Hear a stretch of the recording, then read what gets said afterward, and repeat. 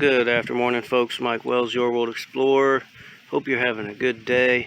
If you take a look, these are the pea plants. All right, some of them are still kind of pushing through the top here, but for the most part, they don't look very lively and healthy. So I want to take a look at what's going on in the soil to try and sort this out. So I tried to put some DE powder on just last night, actually. So I want to look, what I'm looking for are the root boring nematodes, and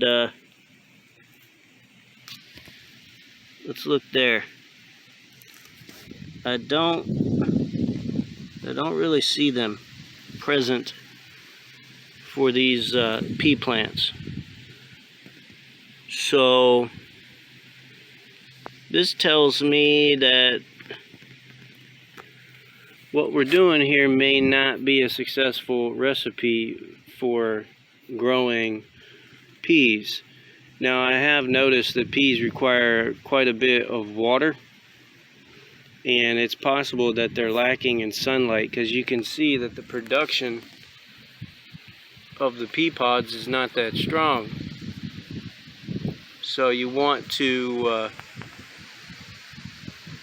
probably nutrient deficient. I almost guarantee that. So going forward, we're going to try some different methods to get our peas to produce a lot more.